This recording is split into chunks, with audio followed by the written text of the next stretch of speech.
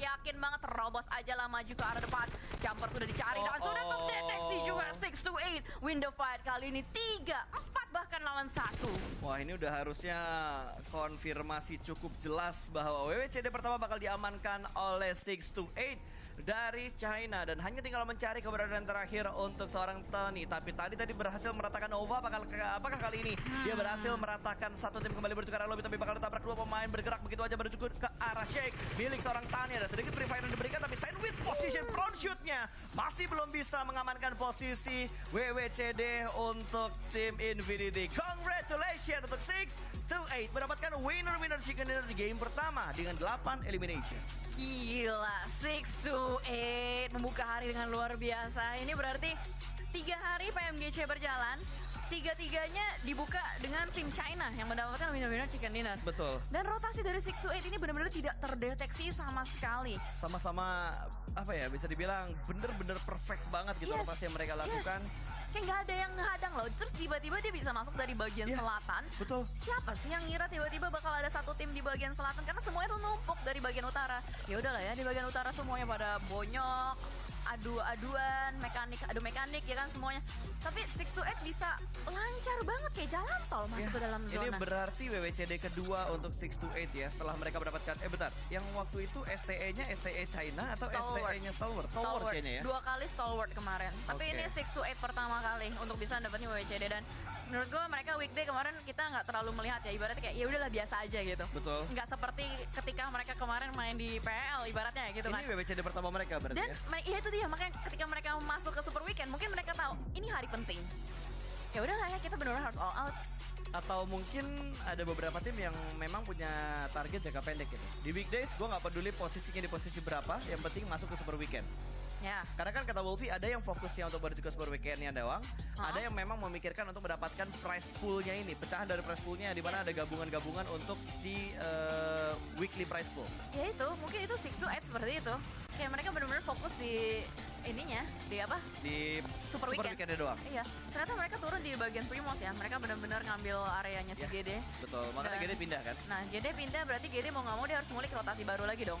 Betul. Mereka harus. Tapi entah kenapa ya, gue tuh punya pendapat bahwa yang dilakuin GD tadi itu udah bener-bener bagus ya.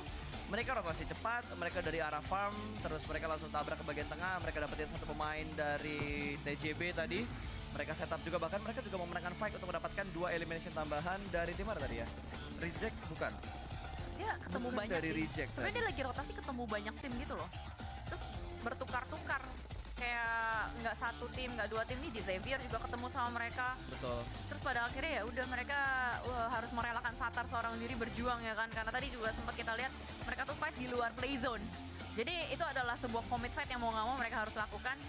Kalau misalkan mereka nggak fight, ya susah untuk masuk. At least dia harus bisa ngeluarin satu player kayak Satar, dia survive sendiri lah. Betul, amanin placement terbaik. Tapi ya mau gimana gitu, satu pemain doang dari GD bertahan, apalagi tadi di pinggiran circle dan di bagian seperempat circle juga udah dijaga oleh beberapa tim juga. Itu yang ngebuat kayak Satar nggak punya space cukup banyak dan nggak punya tempat yang bisa ngebuat mereka mendapatkan placement terbaik untuk GD. Tapi so far nice try banget untuk GD di game yang pertama. Mereka memperlihatkan bahwa mental mereka udah siap. Tapi apa daya gitu, yang ada di in game ya nggak bisa terprediksi kita ketemu sama siapa, nggak tiba-tiba kita gue pengen ambil titik ini, checkpoint ini buat motong tim A gitu misalkan. Ya belum tentu ketemunya sama tim A, pasti bakal ketemunya entah sama tim A beneran yang mereka incer atau malah ketemu sama tim lain. Benar, gak bisa lah ya, namanya Battle Royale itu kan pasti algoritmanya banyak gitu. Betul. Aspeknya banyak juga, variabelnya banyak. Dan tadi ketika kita ngelihat circle yang ternyata shiftingnya ke arah Quarry, itu agak-agak mengejutkan juga kan. Kayak sangat lah. Udah lama gitu kita nggak lihat ke arah sana. Betul. Kalau circle-nya ke arah sana sering, tapi untuk circle ke area berending kayak atau endingnya berakhir ke sana di situ gitu. jarang banget. Lagi betul. jarang banget kan. Terus tiba-tiba dia shiftingnya ke arah tersebut. Jadi ada persentase kecil yang terjadi, ibaratnya seperti itu. Ya. Karena kan kalau misalkan kita sering bermain PUBG Mobile, kita pasti udah sering mengulik lah ibaratnya, mengulik-ngulik, terus main 3/4 atau main di tengah, itu udah pasti variabel-variabel yang bakal dimainkan oleh tim-tim tersebut. Tapi betul. kita sebelum lanjut ngulik-ngulik lebih detail lagi, mungkin kita akan melihat terlebih dahulu juga match rankingsnya. Dimana kali ini 6-8 mendapatkan 23 poin pertama. Yap. Dan gue agak gimana ya, agak terkejut dan terkesima dengan permainan dari Four Rivals.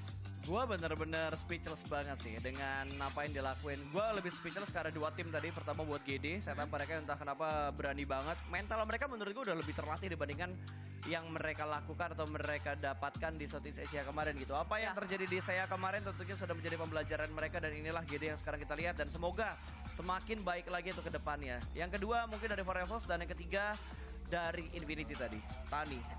One man show loh, Nova rata dengan proses yang tidak terlalu lama, Jel, under 2 minutes tadi. Itu granatnya sih, yang dia kayaknya low tossin keluar. Terus kayaknya dari Nova nggak aware dengan ada granat yang dijadikan jebakan Batman. Terus pada akhirnya itu jadi granat game changer buat si Gatani. Dan ya udah, ibaratnya kayak ada 2 orang di dalam shack gitu dengan bantuan si granat.